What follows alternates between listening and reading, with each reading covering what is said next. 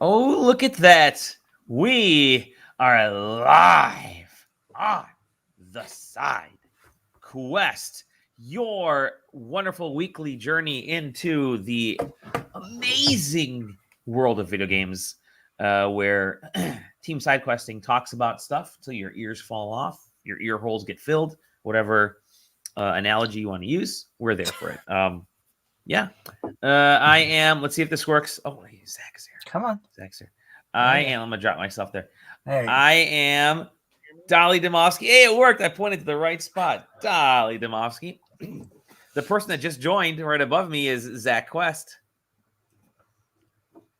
This guy in the corner, the one, the only, the _double_J, JJ Holder. Oh, yeah.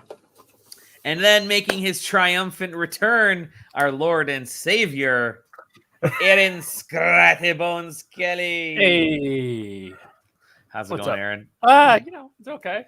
Life's Staying been weird. busy. Yeah, And so- tired, apparently. So here's a little story. Let's kick it off.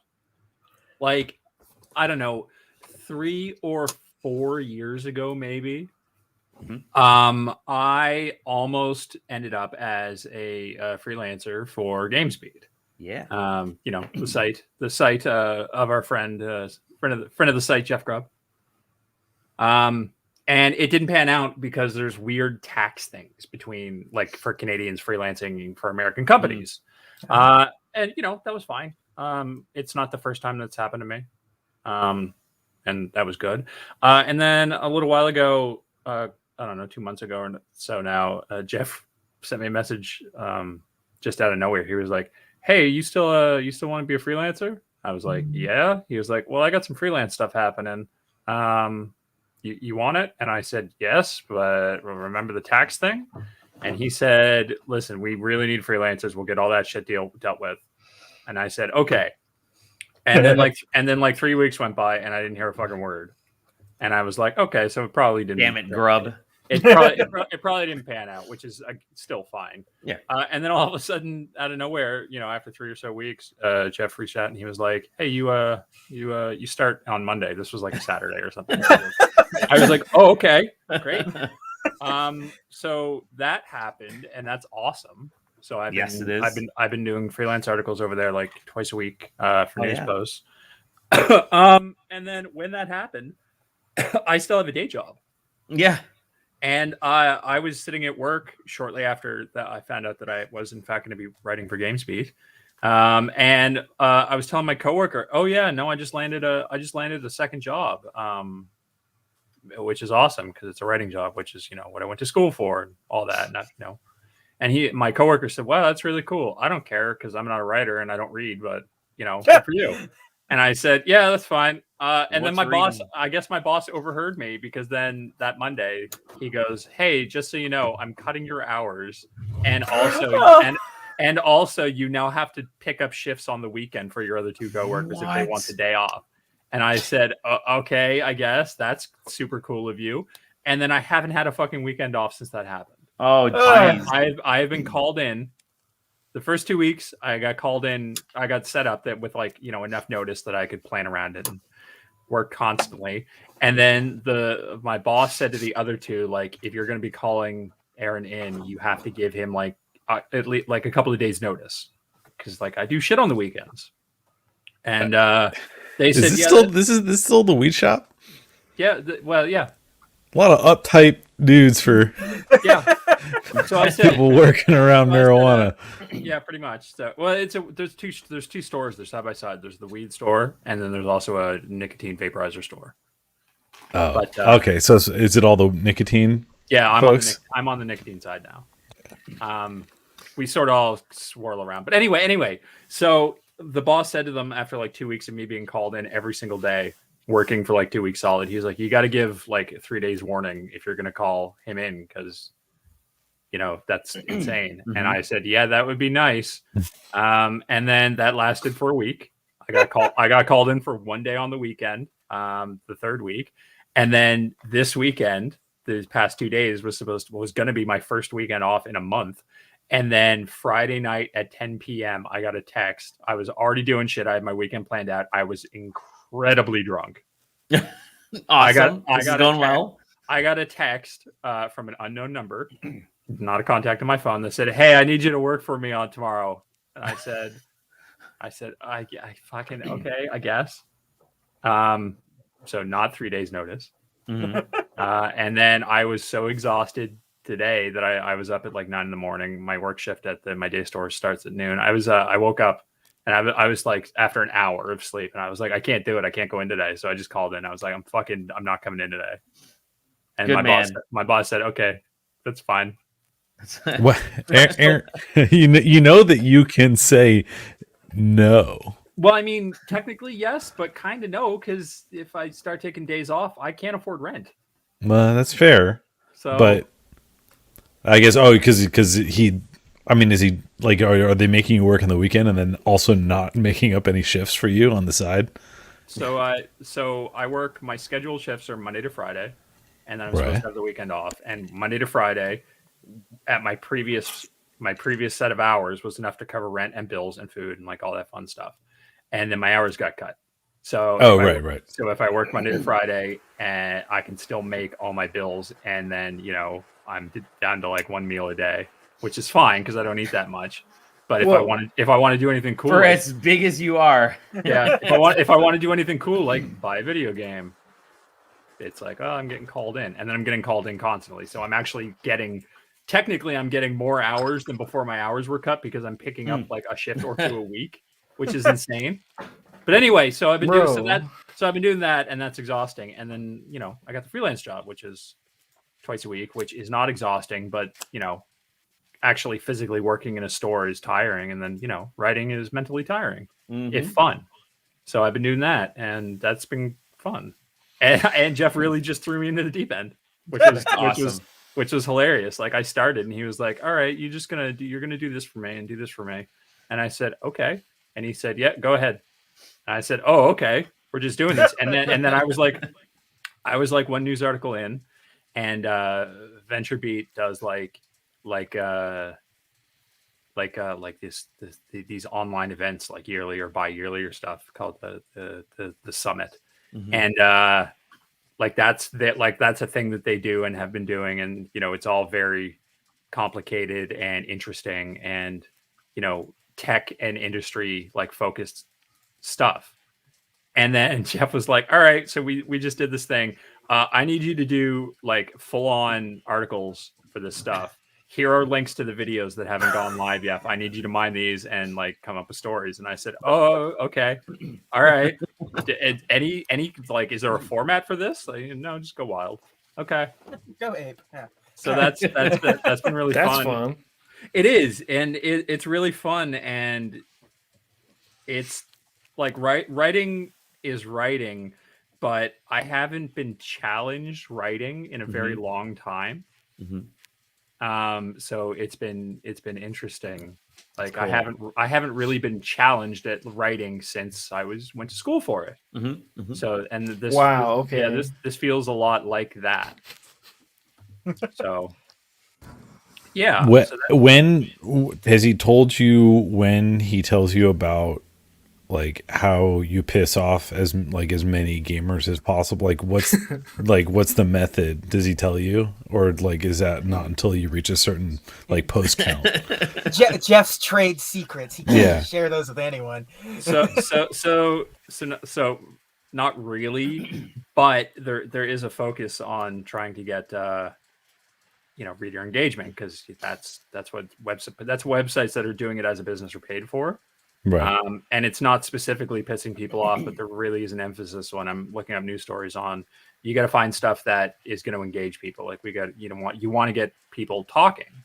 So like, I've been playing around with different stuff. And, last week I had a news post about just that I basically built around a one-off comment from Todd Howard about how Elder Scrolls 6 is, they want it to be a game like Skyrim. Like, he's like, he described it as a decade game. Yeah, that's right. And so I wrote a news post about that, and it was like the most popular news post on GamesBeat that week, according to Jeff. So that's kind of that. All right, so that means that you swore fealty to Microsoft. All right, yeah, noted. It's true. Yeah, all right. But so in addition to that, Extra Life was the big thing happening. Oh yeah. And GamesBeat had a bunch of Extra Life stuff, and they were getting people together for games, and I was like, they were like, we need slot fillers, and I was like, well, I technically own a Switch. Yeah. And they said, well, do you want to come in? And I said, yeah, okay. So I jumped in, played some Mario Kart, which was very painful because I don't use my Switch. My hands are too big, and the Joy-Cons are very small. So I played some Mario Kart, and then we played. I can imagine you taking the actual Joy-Con, sliding it off, and using it sideways to play. Yeah, no. But, so we this is my impression of Aaron using a Switch Joy-Con. Hey, look, I'll show you what it looks like. This is what it looks like with a Joy-Con in my hand. Look at this. God. Look at this. It's the size of your fingernail. But yeah, so we played some Mario Kart, and then we played the new Mario Party, and then Mario Party takes a long time to play. So my hands were hurt after that. It was all in good fun, and I said, all right, I'm gonna finally throw down on an actual proper size controller. So now I use a Switch finally after all these years. I'm now playing Zelda. Officially a Zelda guy. Was it Breath of the Wild or Age of Calamity? I'm just kidding. It's Breath of the Wild. Yeah, Breath of the Wild. That's Age of Calamity only. So that's my life. That's what's been happening since the last time I was on. I got a writing job, and it's very fun and intellectually stimulating. Good. Well, welcome to the SideQuest, where we are like the most opposite from intellectually stimulating. So we'll ease you off, maybe. Like what do you think happened? Like, did everybody see Dali's one-man show last week and was like, never again? Never. Everybody get on. I don't care how much he tweeted about how good it was. I don't believe him. I was going to show up last week. I saw the original call. It was like, all right, we're doing it on this day, and I was like, I'm not doing anything that day, and I was so tired that I passed out about an hour before Dali started. That's all totally fine. By the way, this person, see, I'm getting my shifts right. That person's Taylor, and the person next to him is Sam. Sam's back too.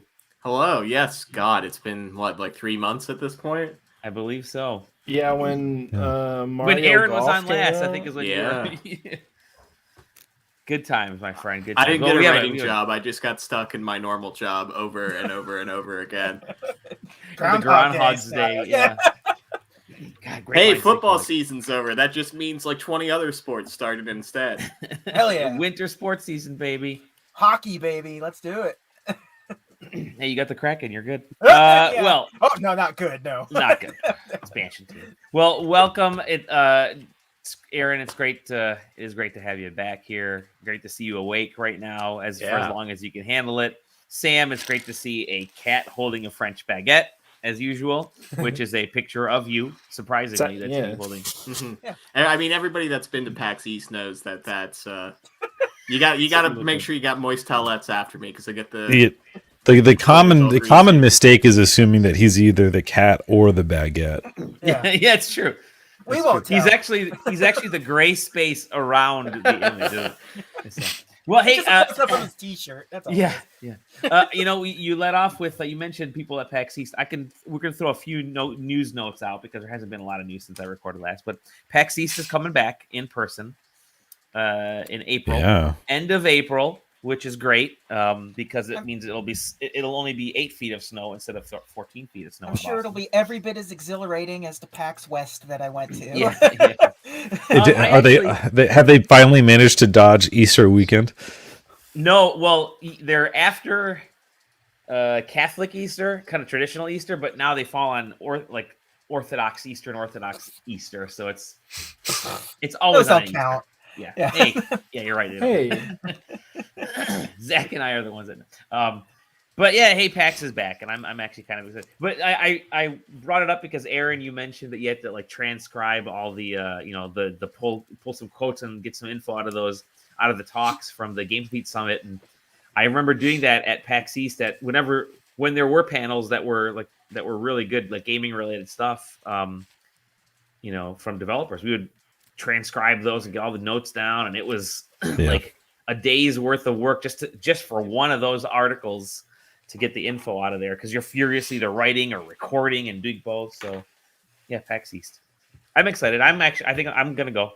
I've missed PAX East. I've missed PAX. I know JJ, you went to PAX West, whatever that was. I'm still unsure. Yeah. So we'll see what. A little bit easier for JJ though. Yeah, he can. Yeah. He still stayed downtown though, so that was good. Yeah.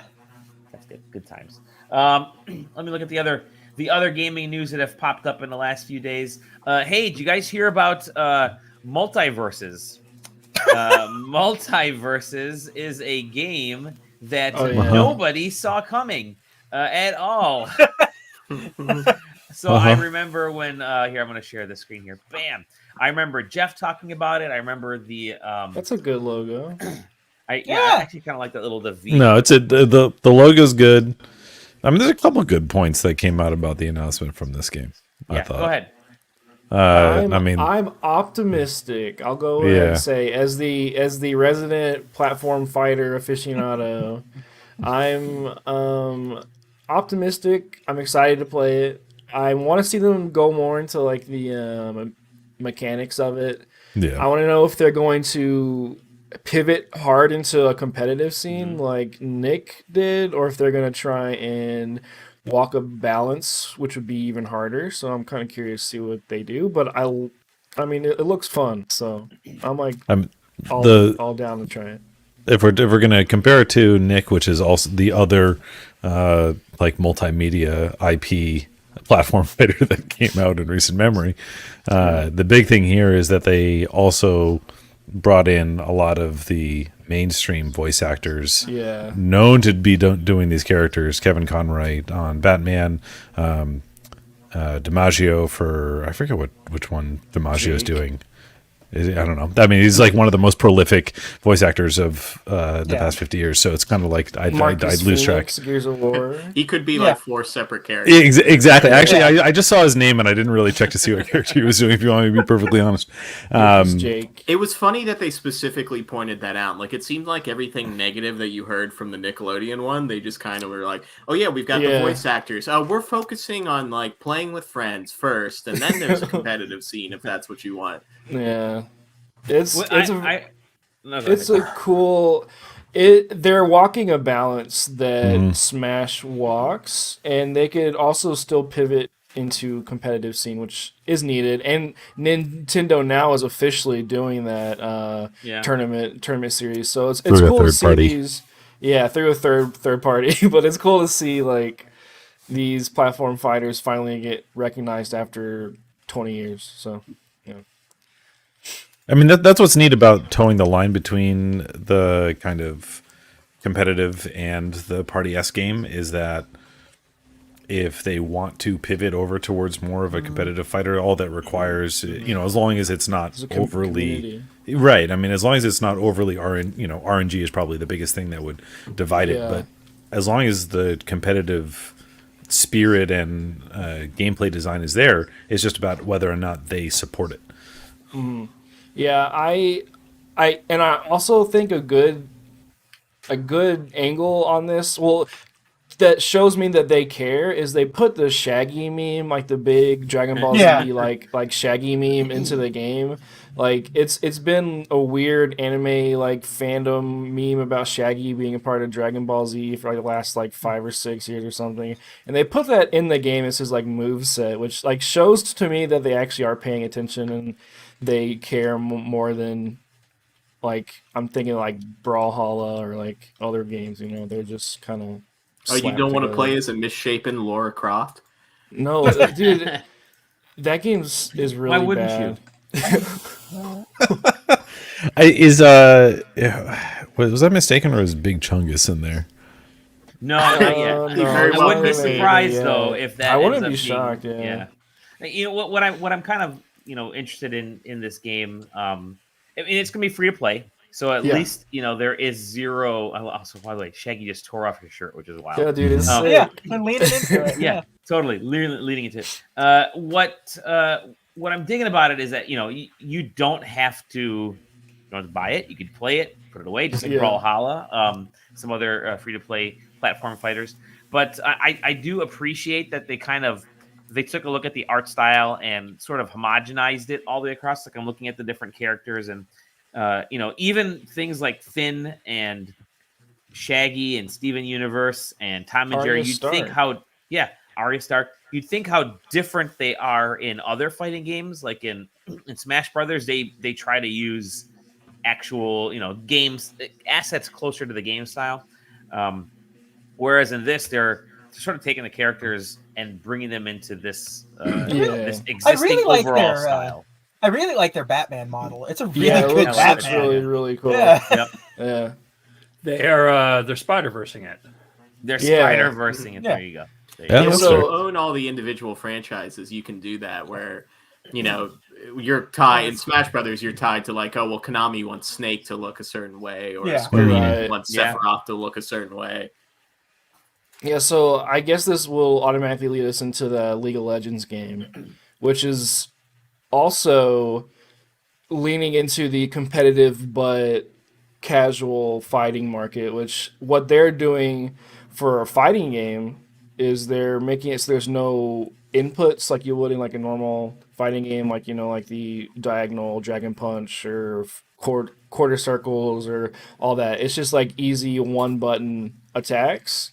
But they're aiming for a high skill ceiling type of gameplay, and these two dudes are the guys who created Evo. They're the guys who are like at the forefront of the fighting game community. So they've been the guys in this whole genre for decades. So it's going to be in good hands. And what they've shown looks really good. And they showed off the inputs and how the game will play, and it just looks like something that the fighting game community desperately needs, because a lot of the complaints you hear from a lot of people is like they're too hard, and then you hear from the other side like, no, fighting games aren't too hard, but it's because we've been playing them for a decade, or more. Yeah. So the skill ceiling is high, the entrance is low. So I'm excited to see what this turns out to be in 2-3 years. But the stuff they've shown looks so sick. I love the way it looks everything great. plays. Yeah, how smooth it looks, and the tag based fights. There's a fighting game renaissance happening. I think 2021 had a little bit of a start with some of the Nick Brawl stuff. I thought that was actually cool. It's them actually taking on Smash because Smash was ending. And Dragon Ball Z and Street Fighter have been sort of, I don't want to say waning, but there hasn't been as much public PR being done on those games. And so you're getting these new ones coming in just like this, which I think is pretty badass. So this, and then, sorry, go ahead. The big issue is the last Street Fighter game was pretty much a flop amongst the community. A lot of people hate it. A lot of people hate that game. So you've had people like Arxis or like the mostly just Arxis. Arxis. Mostly Arxis. So you've had Arxis come in and just kind of say like, hey, like we'll make fighting games that are every fighting. We'll make Is it fighting games. is it that are all Arxis better or than Street Fighter Axis? V. I think it's Arxis Arxis, right? Yeah, it's Arxis. So they like came in like, hey, we're gonna make games that are honestly pretty easy. Like their tag team game, Blaze Blue, whatever, like Frost Tag is like a 2-button fighter. Like it's a 2-button tag team fighter. It's really simple. So they've come in and tried to do what League of Legends is doing, what Riot's doing with this game, and it takes an IP like League of Legends to kind of set the standard. So I think whenever this comes out, it's definitely going to land with a big bang, and it's definitely going to last forever. So it's going to be really cool when this eventually hits. Yeah, I mean, to put in perspective, in the last 3 years, Arxis has released Dragon Ball FighterZ, Blaze Blue Cross Tag Battle, Grand Blue Fantasy Versus, and Guilty Gear Strive. That is basically every well-received fighting game of the last 3 years. All under their publishing house. So Capcom really needs and Capcom, their last 2 fighting games, Marvel vs. Capcom Infinite and Street Fighter V, are like just not good. And They people, had no legs. I mean, Street Fighter V is still there because Street Fighter V is It's Street Fighter. There's nothing. so, you know, in terms of Evo and the tournament scene, it still rides high. But its overall placement is very noticeable in comparison to what it used to be. Capcom is keeping it up by putting more money than other people into the scene through the Capcom Tour. But if it was not for that, you know, whatever, it actually kind of reminds me of when Blizzard still supported Heroes of the Storm in a competitive level. And, you know, it was like in the top 5 in terms of competitive games because of how much Blizzard put into it. And then they stopped, and then it literally disappeared overnight. I have a feeling that if Capcom stopped World Tour for Street Fighter V, it would be very, very similar. Yeah, so it's like Capcom, their games have bad netcode. All these new games have rollback netcode.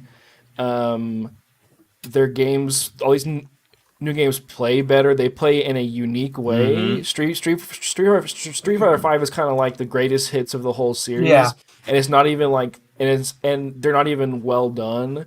And the cool thing about the fighting game community is you have a lot of dudes who have gotten older who have played these games for 3 decades now. This point, and they're able to come into these studios and bring their knowledge and their expertise and make things like the Power Rangers game, this game, and I mean, who knows what Japanese devs are working on arcs and stuff. So it's just like, it's just really cool to see Capcom not.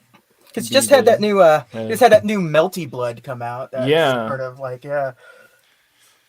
And that game is not something you want a normal person to play. So. No, It's really, really not. Well, let's That game move is on. nuts. Let's move on here real quick. We have I a couple more. I think the answer is bring back Tatsunoko versus Capcom. Exactly. You know what? 100% white. I think that all faith in versus Capcom games has basically evaporated. The only good Capcom games are like Resident Evil, Devil May Cry, and Monster Hunter. Street Fighter is not even among the like good. Monster games Hunter anymore. basic. I mean, it's probably what 70% of what's keeping Capcom afloat. Deep Dive's coming out any day. Hey, Or Deep Down. I don't remember. Keep it up, Sam. Oh yeah, They're counting on you. All right, here's a story that just tickles us in many ways. Bobby What is Kotick. it? Oh, dude, Bobby Kotick. Burn it. he's scary.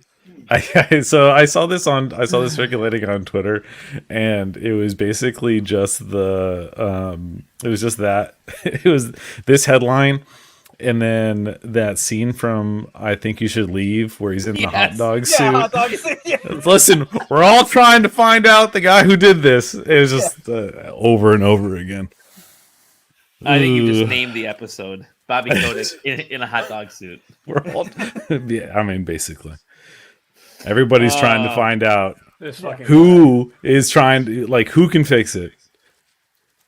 It is it is such a freaking mess that I feel like every day within our Discord we're constantly dropping the latest Activision Blizzard like trash fire stuff. The past 10 weeks or past 10 days, 10 weeks too, but past 10 days especially have been, it's just like, I don't know, what am I going to get from Twitter today? Dude, like wild. What new dumb bullshit is Bobby Kotick gonna throw legit into the world? yeah, Pretty much. I could talk forever about how like the new WoW stuff coming out, the Season of Mastery stuff. It's like half-ass content they're trying to like shove into the game. There's just so much shit, dude. The game is crazy. And Most underperforming Call of Duty and Dude. I mean, I will say, not that I think that Vanguard is impressive particularly, but I will say that Halo Infinite figured it out. I mean, 343. I mean, they clearly had faith in the product that they had. They saw 2042, they saw Vanguard, and was like, "It's now or never." And Let's kill him right now. Lob it. right. Listen, I mean, a well maintained, designed, free to play multiplayer Halo is clearly something that was awaited in the general market. Dude, like, we're gonna talk about this later, but like, they listened to the community and addressed issues day of immediately. Fix stuff, patches after patches. Yeah, so they're killing it. I'm really excited about that game. One last little bit of news. Did you guys hear that Jeff Keighley has a new job that he's lined up? What? I feel like Kojima I'm about to Productions get. has a TV and film with an LA studio.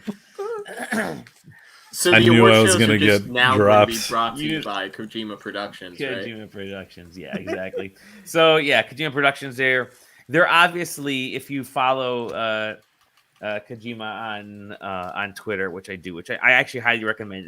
He's got some cool stuff. And also, he wrote a book, which we got to do our stupid book. It's a really good book. It's a really good bunch book. of essays, but It really great. is. It's it's. I think it's a natural step for them, just with the work that he's been doing with what he did with Metal Gear over the years, and now Death Stranding and what other stuff he has coming up. He's big into film and movies, and I think that's I almost want to say that his passion is maybe shifting towards the film side, and I wouldn't. I mean, I think a lot of people would argue that it always was, but I think Metal Gear Solid Have you 1. So you have the book. You haven't read it yet. Yes, I mean, it's like page 2 is him talking about. All right, listen. This is mostly for Zach and JJ. But do you like how? I mean, I think that Kojima would do it, but imagine Kojima and Hideki Anno decide that they're going to team up to do a project. That'd be great.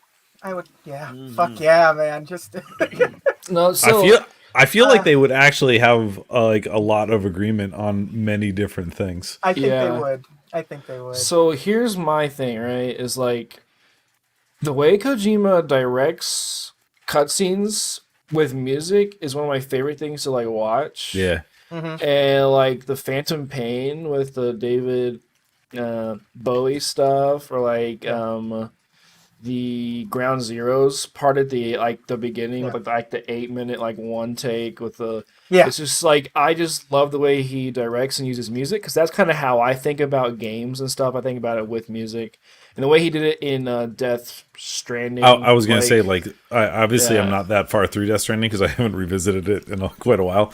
But like the one thing that I always still remember about Death Stranding is that you go to a new zone, it drops the track.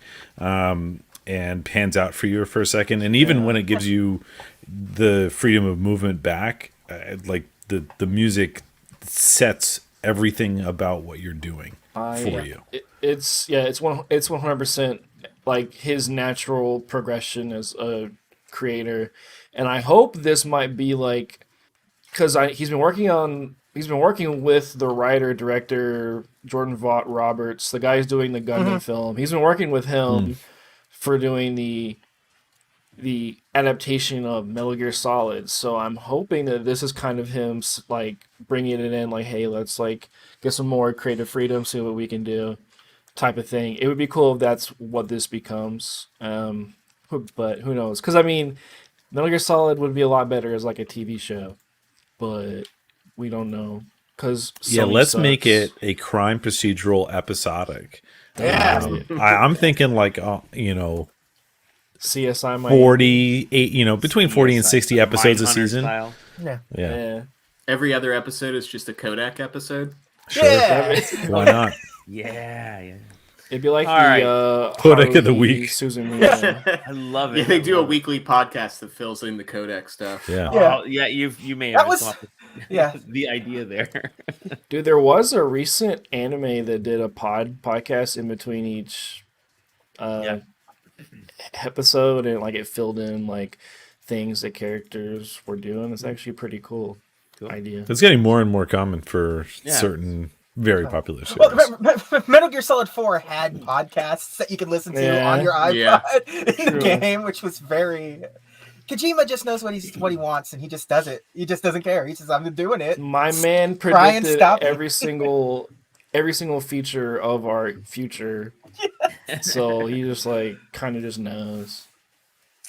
What we got, Dali? Any more news? I think that's it for news. Yeah. Let's move on. I'm just gonna throw it out there before we move on. Halo Infinite sitting at 137,000 players currently. That's it. Oh, it's gone down. Dead game. I want to know the official like Xbox Game Pass and Xbox. That's true. These are Steam charts. Yeah, I know. That's just on Steam, and that's huge. So I mean, we're talking about this because this is also the first major foray because however long ago, I forget exactly when Microsoft made the change. Gold is no longer required for online, so Halo Infinite is anybody with an Xbox free to download, free to play. You don't need a Game Pass. Okay. You don't need Game Pass for the multiplayer part. You do not need Game Pass. You do not need Gold. So this is literally anybody that has an Xbox One and over. Right? Is it on One or is it only Series? No, it's on Xbox One. That's where I've been playing it. Yeah. So One and up. Anybody who has a One or up can download and play Infinite multiplayer. So if we have 250K on Steam, I'm like, imagine what it's like on the Xbox. What's the attach rate on an average Xbox? It's got to be high. Oh yeah, right. For sure. Yeah. And it's probably super high on Xbox One as opposed to Xbox Series. And it's even crazier to think that the numbers are going to be even higher in December. Like they're going to go up. Yeah. They're not going to go down. That is kind of nutty. I love their battle pass. They did a good battle pass for. Yes, dude. You just buy it once and it's there. There's been forever. I mean there's been some negatives on it. The XP creep is extremely slow. Yeah. But I mean, like you said, it is permanent. But we'll see. There was a bit of data mine stuff about Halo Infinite cosmetic releases that came out today. I think dropped on some forums that got people real riled up. But of course, it's a data mine. So I mean, when we're talking about a game that's in beta, not officially released. Data mines tend to not be particularly accurate, so I'm not even gonna. I'll leave it there. Some people got mad at it. You can guess what exactly happened based on that. Well, I mean, we went right into what we've been playing, which Halo. I think a lot of us have been playing Halo. I talked a little about it last week. I think this is the community play date that I'm showing here. I really enjoyed it, and it was running completely fine on my Xbox One, and I have the OG launch Xbox One with the Kinect and everything. And it's Kinect required. Kinect required. And it still worked really well. Oh, geez, now the screen's starting to get a little jittery here. It still worked well. I had a blast playing it. I think they have a really good tutorial set up through it. They have the Academy stuff. The Academy stuff is great. Your first match is basically against bots and trying to figure that stuff out, which is a lot of games, but I think it's set up really nicely. It looks really good. Even on the Xbox One, it looks like fantastic. And so, they did a spectacular job on the game, I think. And it's just that the progression is that battle pass tweak, that experience needs to be adjusted. I have never had gaming whiplash as much as this one, because like I went into playing this game being like, this is probably gonna suck, to being like, this is like the best Halo game in like 15 years, like it's like crazy. They nailed it. I don't know what magic they did over there at 343, but I think this one had to be good. They needed this. They needed this one to be good. Dude, I mean, the kind of semi-steady decline between 4 to 5, especially, I just like it was. Yeah. It wasn't that they were necessarily bad games, but it wasn't drawing increasing hype like what we saw from 1 to 2 to 3, and to a lesser degree to Reach. But 4 and 5 just was kind of on. Yep. Was just downhill. And And the Master Chief Collection had a really bad launch Bad too. launch, yeah. Yeah, I mean, it's it's one thing when you're Sean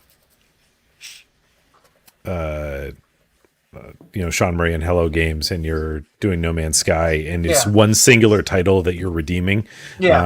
When it's Halo, when you're trying to compile every Halo game 1 through 4 and you're trying to fix all of them at once over time, it's just a very different effect. It's a lot more to fix, and it's just a lot of extra scope on top of everything else. So you're not fixing one game, you're fixing 4, and it was uglier, to kind of sum it up. Yeah, so I have been playing with my coworkers. One of them was on the Xbox One, one of them was on the Xbox Series X, the other ones are on PC, and like we've all been playing together seamlessly. Like it's like just a seamless transition on the Xbox app on my PC to invite them or they invite me. Like it's just the way it works. Like it just actually like just works whenever someone invites you. I was shocked that it worked out the gate launch day. Like, hey, like my friend on a old Xbox One is inviting me to play, and it's working just fine. And we're voice chatting like in a party. Like it's crazy. It's just lightning in a bottle. Like they just like boop, and it's there. And I hope they keep this momentum up. And I'm excited for the campaign. Like. I'm excited that they're switching things up, adding these semi-open world areas to the game. So I'm really just hyped to see what they're able to do. Zach, what you were just talking about just brought back to my mind. Does anybody else remember Live for Windows Games? Yeah. When on that pseudo DRM that they had, and you could like press like Windows Home or something like that to bring up a pseudo Xbox Live interface, and it was just jank as shit. And it's just interesting to think about quite how far we've come from. It wasn't good. Yeah. I'm playing on Steam. I'm not even playing through Xbox Game Pass. I'm using the Xbox app on my computer to be in a party, but I'm playing on Steam. Like it's just the fact that it works as easy as it does is just like really right. crazy. It's like you're not surprised that it works. You're surprised that it's easy to use. Yeah, it's like whoa, like is this the future? Like it's like one of the first times in a while in gaming I felt like I'm like actually in something new. Like I felt like I like stepped into that next like oh this is what gaming should be. Like I haven't felt that in a while, probably since like the Switch. Like it's been a bit. It's just exciting. Like I just want to play games with my boys, like these friends I have. Like it's. How much will it blow your mind when things like this and Forza work day one on the Steam Deck? Oh, Taylor? Taylor. I don't expect that to be the case. I'm gonna be real with you. I mean, I'm excited that the fact that they might be able to like somebody's gonna I hope figure out. I mean, we'll see. I mean, I just don't think it's probably realistic that Windows Live or what I would affectionately, I mean, the Xbox app for Windows makes its way to Steam Deck in any appreciable way. Unfortunately, I think that one goes a little bit too far for Phil Spencer and the Xbox folks. Yeah, I mean, I was mostly kidding. Well, I know. The capability of installing Windows on it, even though we haven't seen that functionality yet. So I have thought about it a lot. But yeah, I mean, I've got a very large SD card. We'll see if that's possible. I don't know. To get back to like the actual like Halo game itself, I mean, I played competitively, like pretty seriously, Halo 2 and Halo 3, and it's just nice to be able to hop back in here. And both 4 and 5 had like aspects that were good. I don't think they really ever earned like the same sort of stature as the other Halos, and especially around the time Call of Duty was banging on all cylinders. Even arguably Battlefield was doing really well at the time. So, they've added sprinting to my Halo, or now I have like weird movement abilities, which then Call of Duty tried to add in right before that and stuff like that. So, you know, it's very weird. And this is like a strange sort of return to form. Like, I feel like there's been a lot of games recently that have been like, this is the modern version of our original, right? And then some people have released definitive editions of games which haven't gone so well. But this, I wonder what that is. like, this honestly feels, unknown. This honestly feels like 343, like, you know, worked so much on the Master Chief Collection that they kind of relearned what Halo was. And sort of put it into this and took the more silly, dumb aspects like equipment and stuff like that and made it into something more useful. You know, I agree with some things that you've been seeing on the internet. Like, there's no way to queue specifically for the match types you want. That needs to be fixed. Especially on something like the Battle Pass, which I don't have a problem with the Battle Pass because cosmetics were never a thing I cared about in Halo anyway. So but that's because you could get the Hayabusa armor by getting achievements. Let's be honest. Sure, but and they have these events, these like I forget what they call them, but they're like the non-canon clothing events that they're gonna start doing. I think one starts like next week or something. Maybe they're called sales, and they start on Black Friday. So we'll have to see how those go. But the Battle Pass is a little weird, especially when it's like, play 3 capture the flag matches, and you could play for an entire day and never load into a capture the flag match. Or you know, alternatively, you could be stuck playing only CTF and want to die. Yeah, I played Stronghold probably 6 games in a row today, and that's maybe right now the most unbalanced of them, just because some of the maps like are not suited correctly for low player count Stronghold. Yeah. It's just like there's a reason why it's a beta, I guess, is they're trying to just there. I think the reason why they put it in a beta is more so not to kind of test the servers, but to test what players want. Like, let's see what exactly they want. So when December 8th comes, we can like nail it. But yeah, they definitely need to let you select what game you want to play. Like I just want to play Slayer. Like, just let me play like Slayer. Let me play like the Seed Drop game is probably like my favorite like big team battle game. Right now it is the most engaged players you have, right? Because if anybody, you have the Xbox fans that were paying attention during that 20th anniversary for both Halo and Xbox, so they're the ones that were told, I can go play it right now, right? They haven't had their commercial during the NBA Finals or, you know, fill in the blank of event that's like, hey, here, come play Halo for everybody that just happens to own an Xbox. I'm sure they're not gonna. Nothing's gonna happen during Video Game Awards. And, you know, they right. So like now's the time to kind of test that stuff, see what the community wants, and then when you get to that December 8th, you know, then there is the Slayer hopper that has shoddy snipers, and there's your event your just give me shoddy snipers, dude. Yeah, where's my SWAT? Where's the SWAT, man? Hey, as somebody who hates shotguns in all shooters, the Bulldog is actually a really good weapon in this. It's fun. Yeah.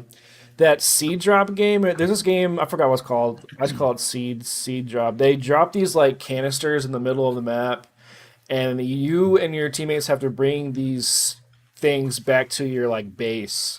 And you need to put 5 in your little container to get a point. There's this one map where they dropped them when I was playing with my friends, and they spawned in the ceiling. So we were just like stuck in a tie for maybe 45 minutes until people just left. So it was funny, but yeah, it's there's things to fix, which is understandable. I mean, it's only been like a week or so whatever. But yeah, I'm just excited that strafing and having angles in Halo is like back. Like it feels good to be able to like kick into my old like middle school, high school mentality of Halo. Be like that old skill I just honed for forever. Be like, this is it feels good to be like back. It's fun. Like I haven't been excited for a Halo game for forever, since probably Halo 4. But then that kind of, after I played 4, I was like, I'm not gonna play a Halo game ever. So, and then now it's back. So I'm just Halo, happy. baby, Halo. Well, let's move on. So we don't just talk about Halo. We have plenty of games to talk about. I want to hear from our returning hero Aaron Scratty Bones Kelly about what else he's been playing. Yeah, Besides just trying to stay awake. Yeah, no, I mean I mentioned the Switch stuff, so I've been playing a little bit of Mario Kart. I've been playing a little bit of Mario Party. I've been playing Breath of the Wild. Those are all fun. I played a bunch. It was a couple of weeks ago now. I played a bunch of Inscription. That game is nuts. Game is so good. So I've heard about this game. Okay. I haven't played it yet, so don't spoil anything. So I'll talk in like generalities. They made a card battler, like a deck building card battler, and with all of those out there these days, they somehow managed to make it easy to figure out and like fun. And then they said, all right, now what if we make this take place inside an escape room? So it's like this weird fucking like card battler, except you're playing for your life where you're locked in this room with a murderer, and you got to figure this shit out while playing through his little like scenarios, like almost like D&D scenarios. And it's just it's like weird like horror aesthetic, and you're just, and all the cards are themed that way, and you're just like, oh god damn, yeah, like this is just real. This is a real good one of those, and I haven't played one in a very long time that I thought was actually like as engaging. Like there's a lot of good ones. It's not that hard to make a. Well, I shouldn't say that. It's not as hard as it could be to make an okay card battler. Like you can, like it's just numbers. You know what I mean? Like there have been card games for decades. Like people know how to make a card game, even if it's not the best card game. By the way, while you were talking and they showed the developer, your words and your voice and his mouth was synced up almost perfectly. It was terrifying. But yeah, so I played a bunch of that, and that game is really, really fucking good, and everybody should play it. All I'm gonna say is, if you're familiar with Daniel Mullins, you should know what to expect, because there's some shit that happened. This motherfucker. But yeah, so that was cool. That. Like that's the non Nintendo game that I've been playing.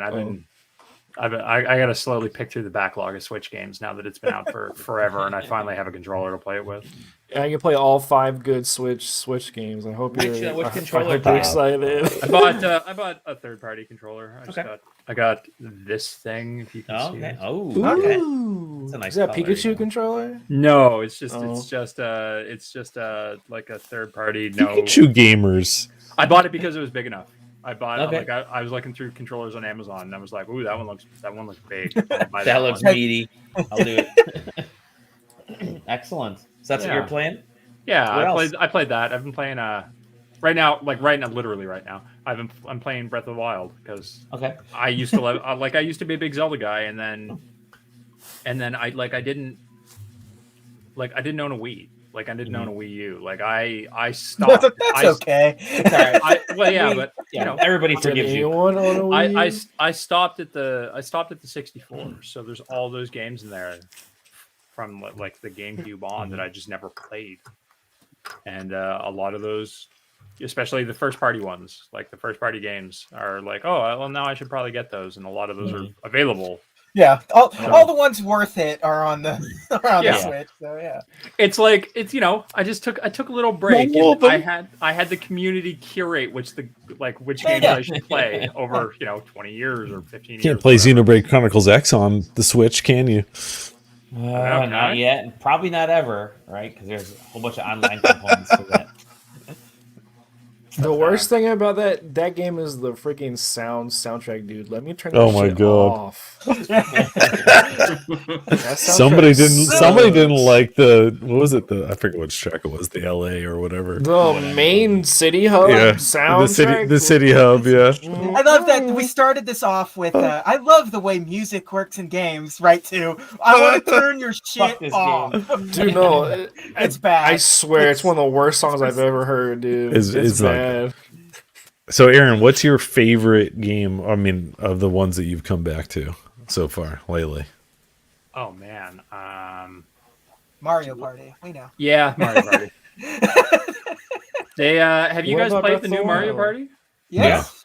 Yes, quite a bit. So I went into that like when Jeff asked me, he was like, "Do you want to be the fourth in this Mario Party thing for Extra Life?" And I said, "Yeah, I guess." I had no idea there was a new Mario Party out, so I just went in and bought. I went in and Incredible enthusiasm as always, Aaron. And you buy the wrong one. No, I got the right one, but I didn't know that there was a new one coming out, and so I didn't know anything about it. And then it's like, oh, I bought it and installed it, and it's like, oh, this is the Mario Party where they took all the good shit from the old Mario parties and said, let's do this again. Aaron Kelly, pulse on video game news at all times. Professional writer. Professional video games writer. I didn't even know there was a new one of these. Hey, listen, up until they made another Xbox. Up until literally that event, I was never I haven't been a Nintendo guy for a long time. Sure. I had a grudge against the Switch for making tiny bullshit. And now you're changing your name to Aaron Scratty Bones Fizame. Aaron Switchy Bones Kelly. Switchy Bones.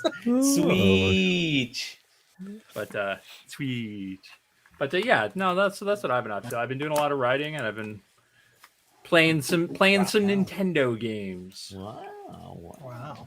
Well, yeah. I'm gonna pass it off to Sam because Sam, what have you been playing? Surprisingly a lot, to be quite honest with you.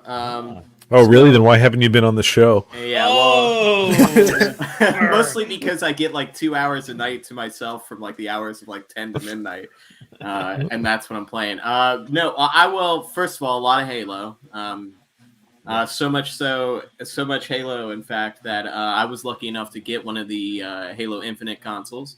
Nice. For Xbox. So I joined the Xbots or whatever they're called in the Series X world. So basically, it's right now a dedicated Forza and Halo machine. I don't know if you guys have talked about Horizon at all yet. A little bit. A little bit. It's all good. Continue. Man, I mean, it's a great one of those. Learned a lot of stuff from 4. Mm-hmm. It is certainly not short on content. I appreciate that they allowed serious players to get to the festival playlist right off the bat, pretty early on. So right away, actually, try to get those cars and stuff like that. How's everybody doing on their festival playlist? Mine's already finished for this week. I've got one thing, and that's only because I refused to buy a Ferrari that's like S2, like 998 or whatever. Listen, I have the VIP pack, and they gave me like a dozen cars for like owning every Forza game, so I'm pretty set on cars. Yeah, that means, Sam, that he just said suck it. That was very funny when it's like, wow, your Forza history entitles to all these cars, and it's like almost off the screen because I put every Forza game that's imaginable. You're just like, oh, I don't need any cars. I've got one for every category now. Okay, let's go.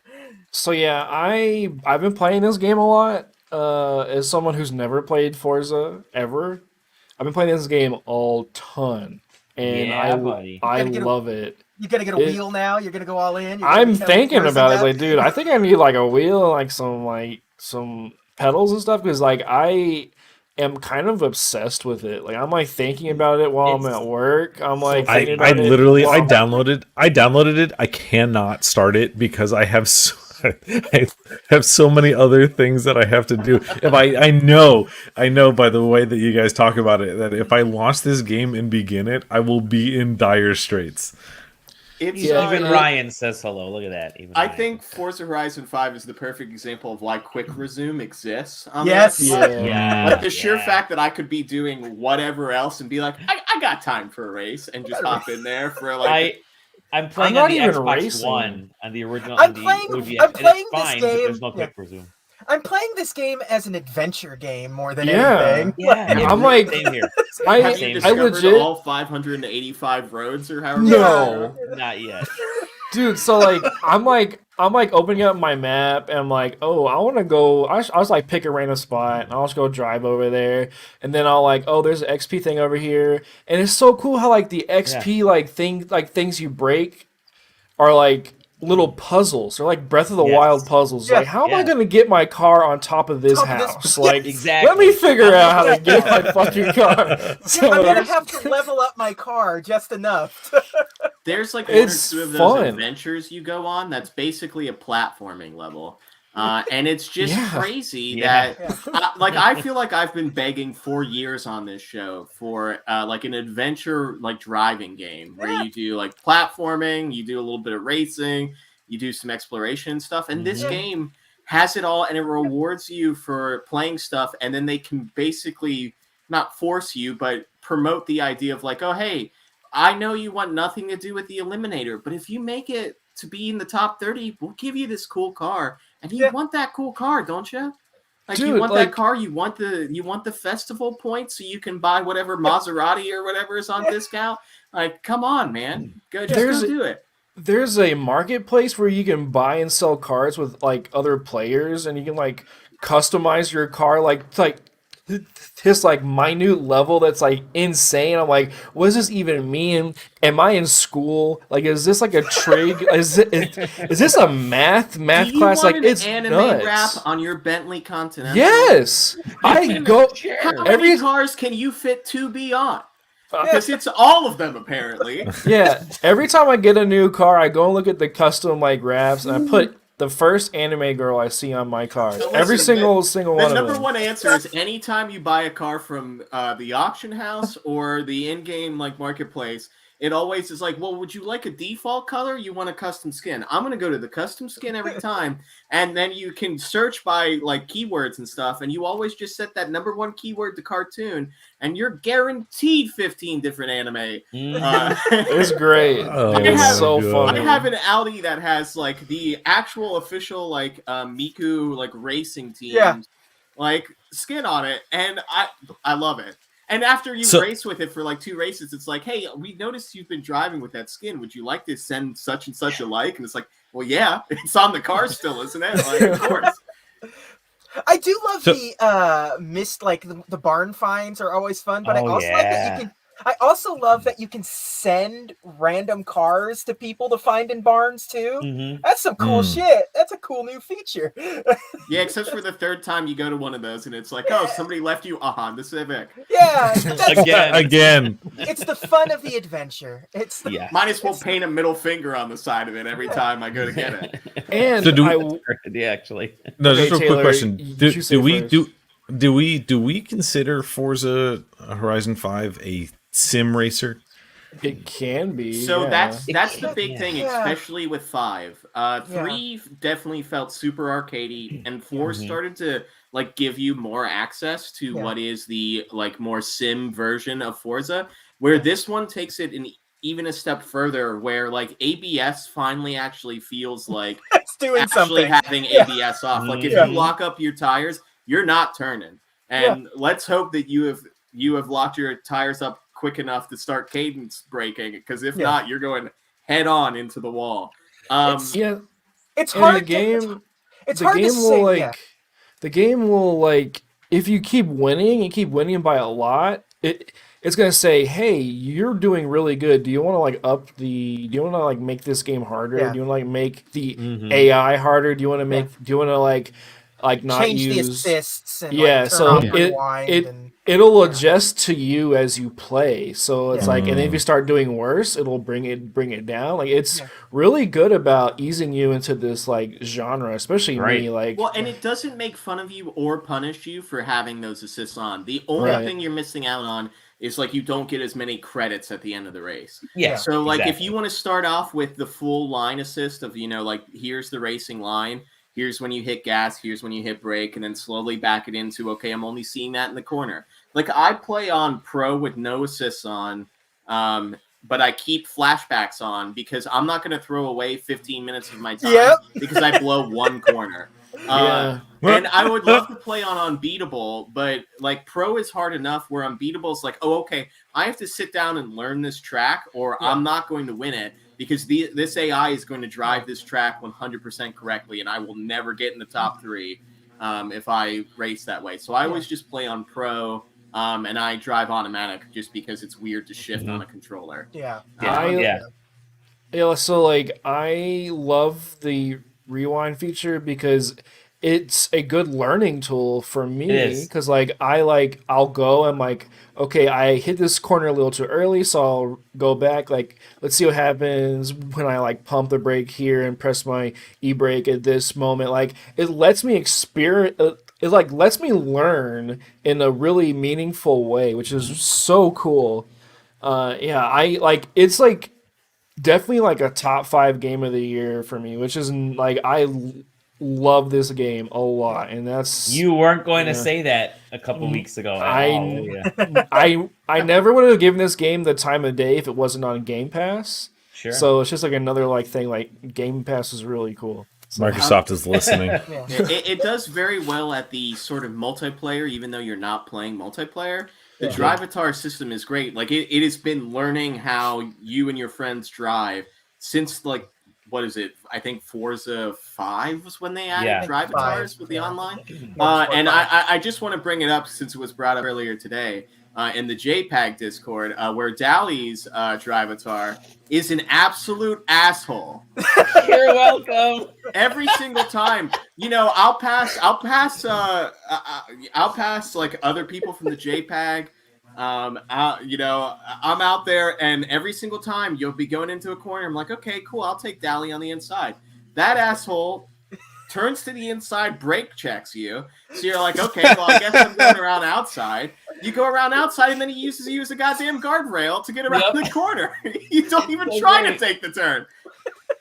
I just hit that as fast as I can. And then, but like to Zach's point, I will rewind if I'm going a little bit too fast, but I will make sure that I'm going just fast enough to fuck up everybody that I'm racing against. Yeah. That's why it works out so Oh my god. The key passing Dally is doing the over-under, where you go to the outside, and when he tries to use you as a guardrail, you just brake, so he hits the wall, and you just go on around him. You just go on. Yeah, that's the other I option. rarely get the clean racing achievement thing to pop up. Yeah. Like, I'm like You'll always get it. pushing dudes Clean over. racing, no. Yeah. I think You in can- terms of the like sim versus arcade thing, or it's the races themselves aren't sim in the slightest. Yeah. The car physics may be, but the racing isn't. It's Yeah. not like it's a lot of jumps and tearing through off-road shit in like a Bugatti, which makes no sense. Yeah, and it definitely depends on what like sort of racing series Yeah. you're racing. Like, I Yeah. feel like if you're playing the street scene, everybody's just a little bit more shovey than maybe they are everything else. Yeah. If you're playing on like the actual like circuit races, then it's like, okay, people are sticking to the driving line and all that type of stuff. And then like dirt is kind of hit or miss depending on what the track is. And then you have the off-road racing where it's like, I'm in a school bus. I'm gonna go ahead and tear ass around this corner, and somebody's in what looks to be like a large European lawnmower or something. And he's just gonna pass you. And and there is some stuff that's broken. Like I think on the higher difficulties, you can get times where like the AI will just like outdrive you no matter what. They also have. I think it's nice that on that festival playlist, it restricts the difficulty on some stuff. So like for me, like I feel like some of that stuff is just kind of busy work because I'm like, okay, well, I'll smoke these guys every day, but I can definitely feel the pain of some people that are like, I'm not even close to playing that difficulty, and like I get smoked no matter what. So I think it finds like a good balance. There's definitely some activities that are more preferred than others. Right now, there's not a sort of ranked competitive aspect of it. Like all of their sort of like online racing is either like the most hardcore stuff is you're going to race with 4 other humans and you're going to try to beat these 5 Drivatars. Like good luck, blue team.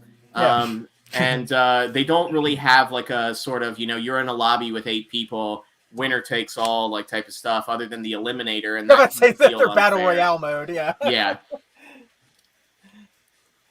Dude, there's even moments where the game like takes you around a tour of Mexico. It's like, let's go look at these ruins. Like, take a picture of that jade statue over there. Let's find the gold statue hidden in these ruins. Like, let's just get a little history lesson about Mexico. It's like, it's really cool. It's like, dude, like they're paying respect to the culture, and they're like, it's just really fun to like be embraced in this like new thing I just never knew existed Yeah. in racing and in this like Mexican culture, which is like cool. And then in the same breath, they're like, hit 100 cactuses because it would be funny. Yeah. It's like, do you want to roll into some bowling ball pins? It's like, yeah, I do. Yes, there's nothing more satisfying than getting a real good like chain going of the that is such a satisfying. Yeah, I've got this big ass like truck that is like fitted to be on off road. It's got like a 10 launch and like a 9.8 off road thing, and it's like a S tier like 700 something car, and I just like go through the desert. And I'm hitting all these cactuses, and there's all these points going. I'm just like drifting in the desert, like I'm just listening to music. Like I turn on the classical soundtrack. I'm just like going with my with this pink ass anime truck, just going through the desert. Like it's so like I'm just having a ball, dude. I love it. I hope they have like a completely ridiculous downloadable package, because like the Lego one and the Hot Wheels one were all really fucking fun and cool. So fun. So I hope there's something similar this time Since around. we gave music credit earlier, I do want to mention that the soundtrack is banging on just about every station. Every station. I do also want to mention, in terms of for people that have played like 3 or 4, 4 did something with the sort of races that I didn't prefer, which was you would show up to any race, any event in whatever car, and it would like build that event around your car. So if you wanted to do an off-road race with like a Lamborghini or like a Ferrari, it'd be like, no problem, dude, we got you. Where this, you can do the exact same thing, but there's like when you pull up, it's like, hey man, I see that you're driving like a utility van, but this is like a circuit for like, you know, like Mercedes race cars and stuff. So, like, here's some recommended cars. You can still race it in your current car, and we'll build it around you, but, like, maybe one of these. There's a lot more, like... And then you say absolutely not, and then... Yeah, there's a lot more of those story events where it's like, okay, cool, we're going to go on a tour of Mexico, but we're going to do it in this specific car. Yeah. And you have to, like, use that car for the event and learn that car's characteristics to get to the 3 stars. If that's what you're looking to do. Fucking jump from platform to platform in this fucking racing game. Yeah. And then at the same time, it's also, you know, I want you to go 100 miles per hour and do a Bernie in the middle of the road. It's like, yeah, all right. Dude, the moment I figured out how to like not drive, but like I figured out how to like go and like the gas pedal. Yeah, like I was like going and I did the e-brake and I like spun my car and I like would go in reverse and like whip it around. Like I felt like a genius. Like, dude, this is the craziest thing I've ever done. It also like, looks incredible on Series X. Like you're talking about like, you know, doing the like burnouts and donuts and stuff. If you're doing those at night, and you're hitting your brake pedal, like they light up the clouds of your smoke, like very good looking, like just shining your headlights through, that type of stuff too. And like when you're getting into races where there's like, you know, maybe there was a sandstorm or something, so there's chunks of dirt on the road, like following behind a car and it kicking up dirt into your windshield and not really being able to see, and then all of a sudden, oh my God, there's a car in my way.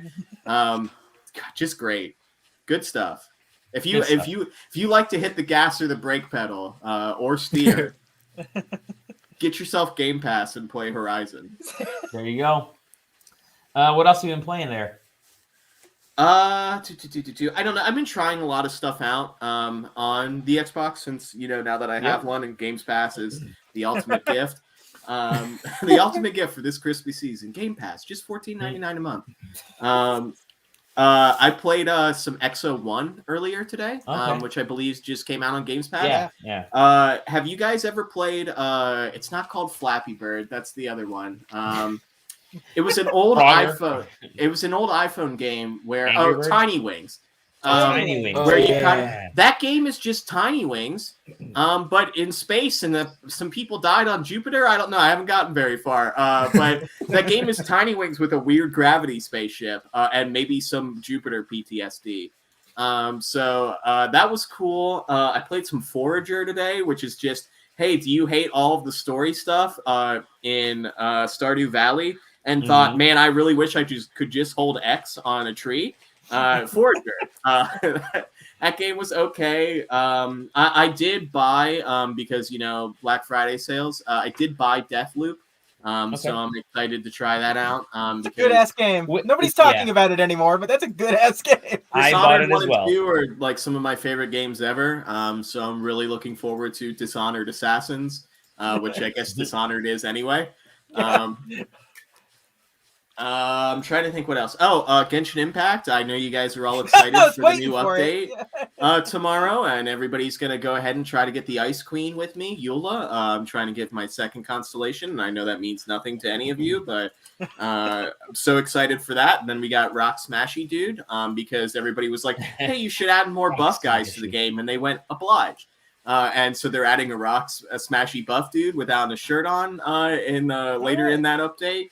And then because they hate leaks, they decided, our next update comes out tomorrow. But the next update after that, here's 2 more characters because we don't want their official artwork to leak when we download the update files. So here you go. Here's what they are. They're both polearm users, and we'll see if they're any good. But that game continues to be nuts.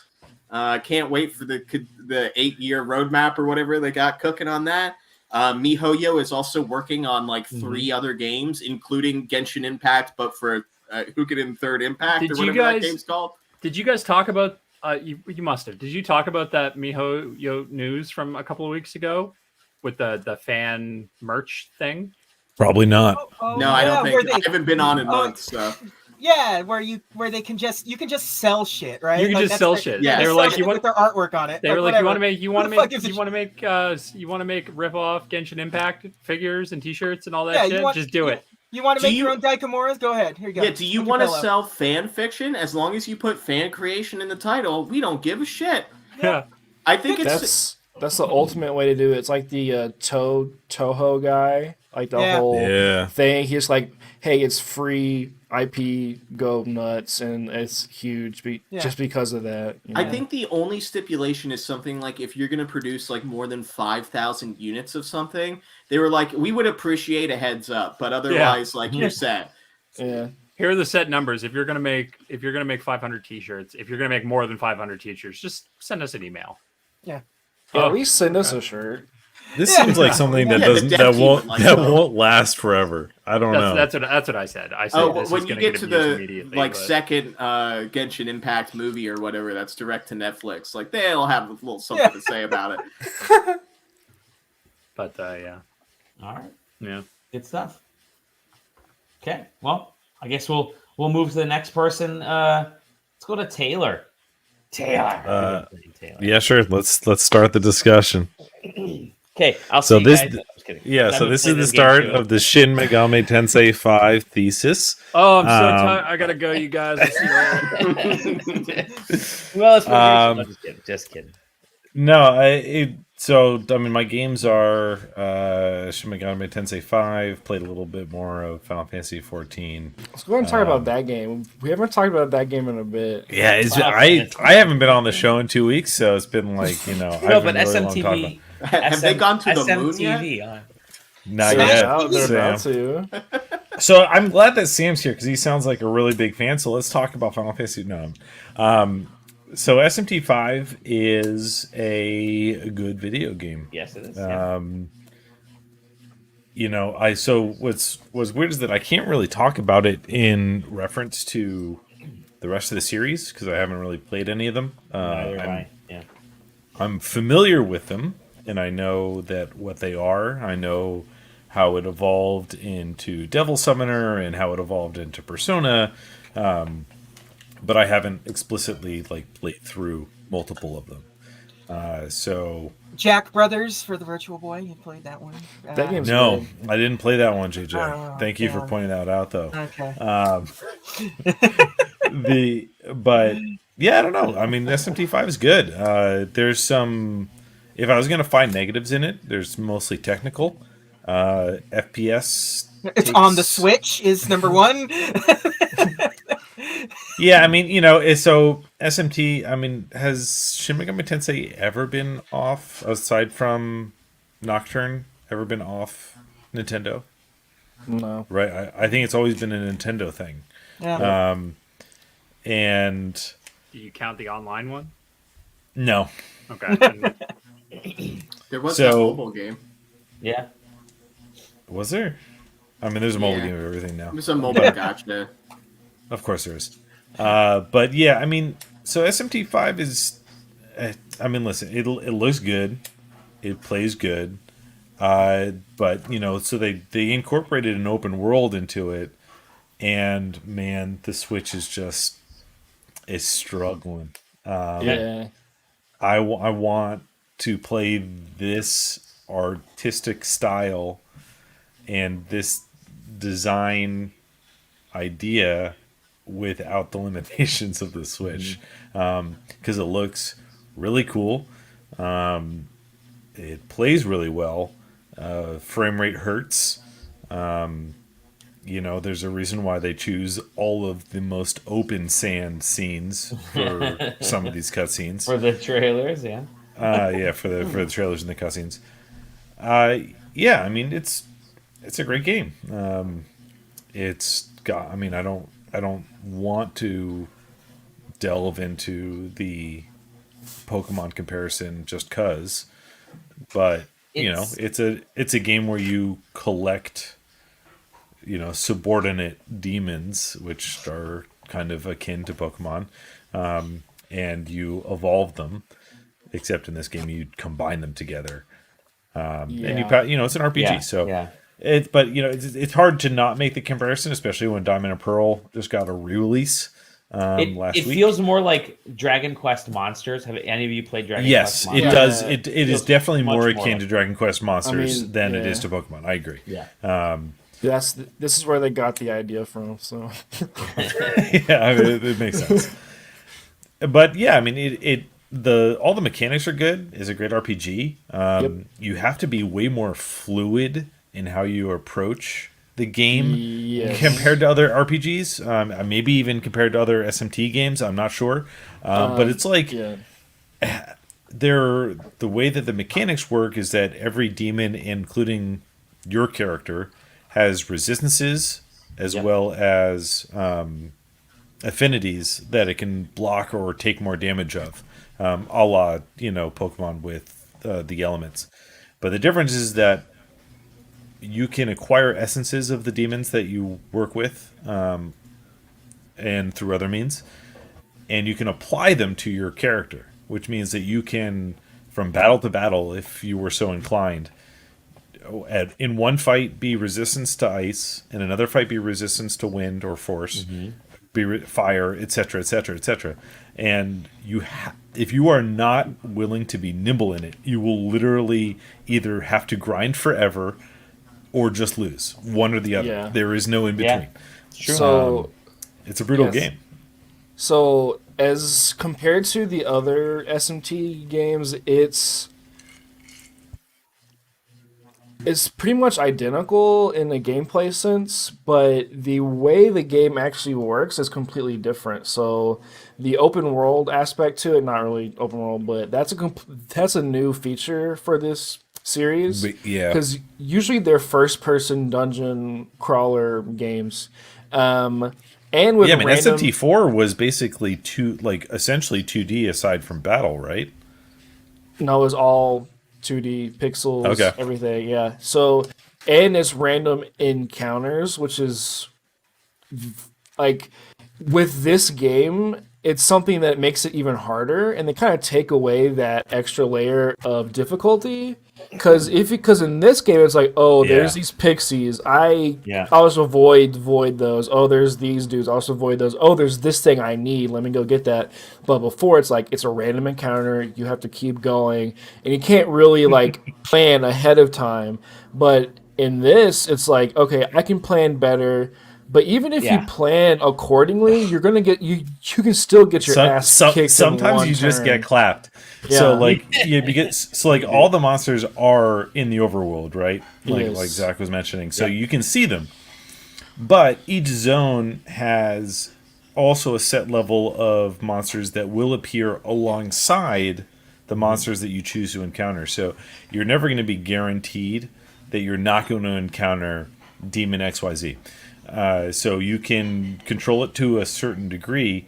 But if the monster that you want to fight because you have resistances to it or affinities, for it, but he's also accompanied by 2 or 3 other ones that are the antithesis, sometimes you just get clapped. Especially if your agility is too low and they get first opportunity, and you just get.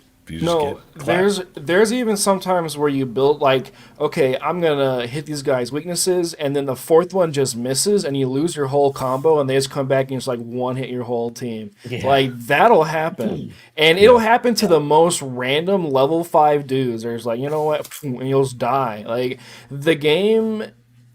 I love this series a lot. I love what Nintendo allowed them to do with this game. They allowed it to be crazy difficult. Demon design. Yeah.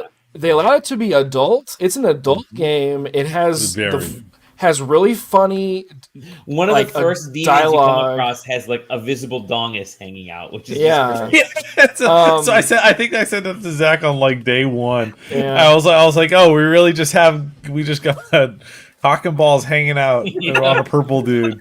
Well, it's like it rated E for everyone. It does this really cool thing where the game tries to be funny, and it's funny. Like there's times where you talk to demons, and it's just like the most hilarious dialogue. Like great writing. I love it. It's so well written. It's like I always say SMT is like the anti-RPG. Like it's like the complete antithesis of what the popular JRPG is. Like if you compare this to like a Final Fantasy VII, it's everything opposite of that. It's dark. It's very adult, and it's very challenging. Like the story concepts in this is like just out of this world, weird, esoteric, like technological demon. Well, like even the general like character content is like, I mean, aside from the fact that it gets thrown in, it's like it is in one way a very basic, God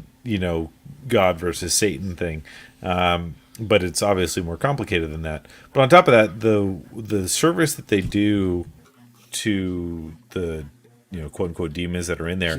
Every single one that you can look at, there's a codex, not to collect them all, but it tells you the background, religious lore that every single one of them come from, whether it be folklore or religious lore, and they're all rooted in some level of it. And it has like, that's it, it's the kind of the idea of Japanese yokai like expanded out into every single possible regions version of it. It's cool. There's the SMT4 like sequel game is about Hindu spirituality.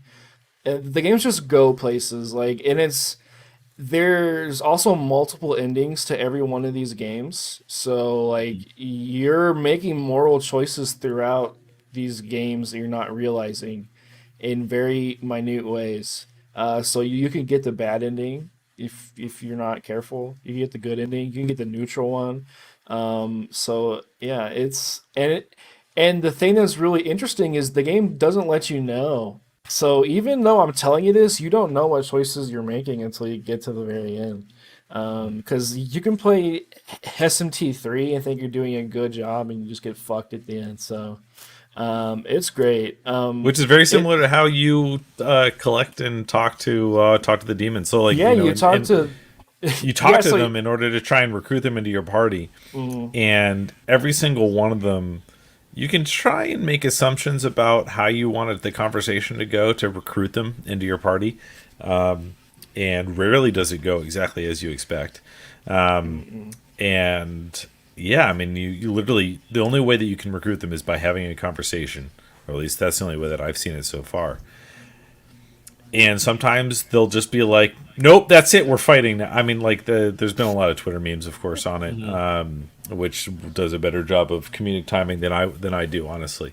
But just like, there's one where it's like, hey, this demon's approaching you. What do you do? And you hold your hand out. It's like, yeah, the demon passed you a note, and you read the note, and it says sucker, and then you literally just get fucked. And like that's just the way that it goes.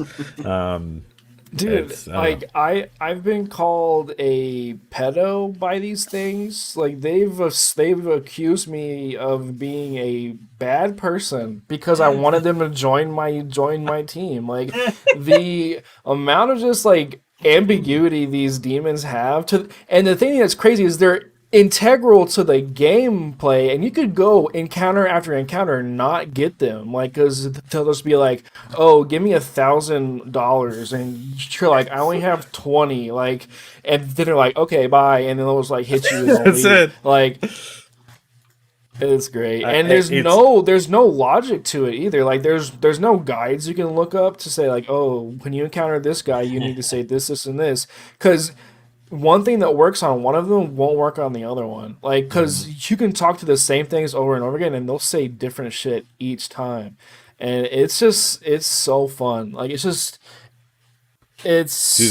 feels so bad. So that they use maca as the currency, and so like there's basically it's a 2-step system. You have to complete a challenge of the conversation.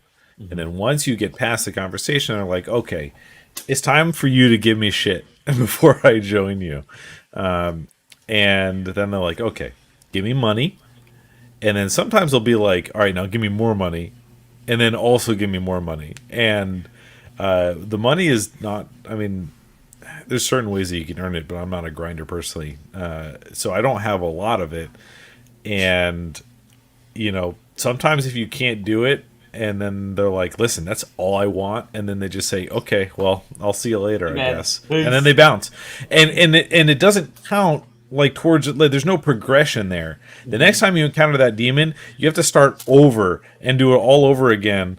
And if you don't have the money, again, you're just fucked. That's it. And you need money to fuse and to revive and to heal. Oh my god, I'm so poor. And fusing is really important in these games because you need to fuse things to have resistances and attack like opportunities and stuff. But the funniest thing is when you talk to a demon and they're like, "Hey, give me 97 maca," and you're like, "Okay," and then they say, "I don't want someone who's poor," and then it's like, "Leave." Like, it's like, what am I doing wrong here? Like, yeah, and, like, it's great. Like, I just like the game just kind of takes you by the balls and says, "Fuck you," and like. I love it. So I think I know the answer to this question already. Yeah. But as somebody who is a casual fan of turn-based RPGs and a fan of, let's say, the more external Shin Megami Tensei stuff, so like the Persona, like the Sharp FE, whatever, I'm going to go ahead and assume I just pass on this one. No, I disagree. I disagree as well because they actually have like a casual fan setting in this, and that's what I've been playing the game in because I'll probably replay it afterwards in some of the more difficult settings, but the casual fan setting is for a first timer into the SMT like mainline. Okay. Yeah, you can hop in totally, and it plays more like a traditional RPG at that point. Okay, because I'm not somebody whose gamer cred will feel slighted by the fact that I played on casual mode, and my partner also has an entire tattoo sleeve of the Persona series. We've been sort of looking at this from the outside and being like, I don't know, dog. Like, I last one I heard of these was like it bend you over backwards every single opportunity it got. So I'll tell you what. I mean, like the one thing that SMT5 has done just fine so far is that as long as you are like, don't be afraid. Go look for the save point. There probably is one nearby the thing that you're trying to do. Yeah. If you feel like it's too far, it's because you didn't find the one that's close to what you're trying to do. I never have I been like, wow, I'm so far away from the save point and I'm trying to fight this boss. This is so weird. This is like annoying about. Then you didn't find the one that's close. At least this is so far. I'm like 10, 15 hours in. That of course could change, but and I will also say being a Persona fan will help you because you'll know the resistances and weaknesses. Yeah, so to all the I was gonna demons. say that too. All the demons are the same in terms of like from. I mean, I'm sure they altered small things, but in terms of like what is weak to what and what types of spells each demons get, a lot of the almost all of them are carried over, and all the resistances and affinities are also carried over. So you're gonna see, Jack Frost, which was like probably one of the more recognizable of all of them out there. Yeah, and he's basically exactly the same. Buffalo is there. I mean, like all the regular spells are there, and they do pretty much the same thing. Guy on Buffalo. Yeah, I'm only in if that green penis in the cart. She is. It's there. It's there, waiting for you, Sam. In this game, dude. Plenty of penises for you in this game. Yeah. But yeah, no, I definitely with the casual thing being there, I like hands down. It's good. It's a good Switch game. What else have you been But playing, anyway, yeah, let's talk. It's time to talk about Final Fantasy 14. No, what I'm else just have you been kidding. playing? No, that's really. I mean, I played like grinding. 2 games. I played like 2 games of Halo Infinite. Last week I was working on site, so there was a lot less time to play video games. And Final Fantasy 14 took a full back seat because I got the 2-week delay, which worked out for me personally. Yeah, literally, no lie. But yeah, so it was basically just SMT5. Let's go to Zach. Okay, I am so close. Zach, what have you been playing? So I have been playing the League of Legends Ruined King game. I want to hear about this. So I'm just in like a league hole because we watched Arcane and I really like the League of Legends lore that they've done the past couple of years. It's really interesting and like a genuinely really cool world. So yeah, Ruined King, after watching Arcane, is the natural progression. So I was like, I'm going to dip my toe into this. And it's really good. So it's a turn-based RPG that's like styled like a comic book. It's just really gorgeous to look at. But the most unique thing about it is actually the combat. Even though it's turn-based, it has this really cool way it plays with the battle system where like how in a turn-based game there's the turn order at the bottom, right? So what it does is it separates the turn order into 3 different lanes. So when you're battling, you have like the enemies and you controlling your characters have instants and spells that you can use. And you can place those in different lanes. So like one lane is a power lane, one lane is a safe lane, and one lane is a balance lane.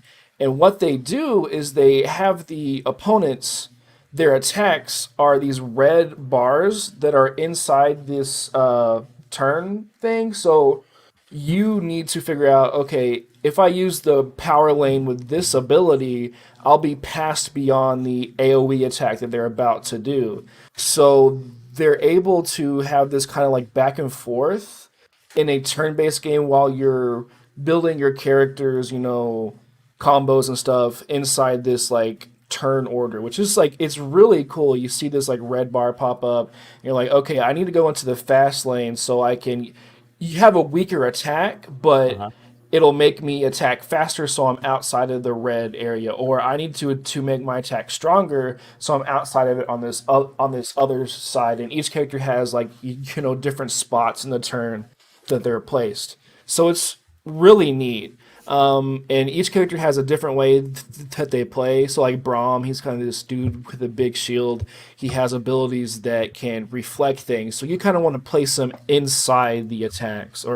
So it's just really neat. Because a lot of games do turn-based, and it's just like a turn-based thing. Like, this guy's poisoned, this guy needs healing. But this actually plays around with the established kind of like what a turn-based RPG is. So it's really neat. You've learned a lot from Battle Chasers, which is kind of where they started. I was about to. Darksiders, yeah. Yeah, I was about to say Battle Chasers is a gorgeous game, but it's a very bare bones kind of just Yeah. RPG. It's a Classic normal JRPG. turn based game, but this kind of just takes that formula and kind of just twists it and makes it just something different. And it has a good story. It's gorgeous. It's really good. Like I am very much enjoying it.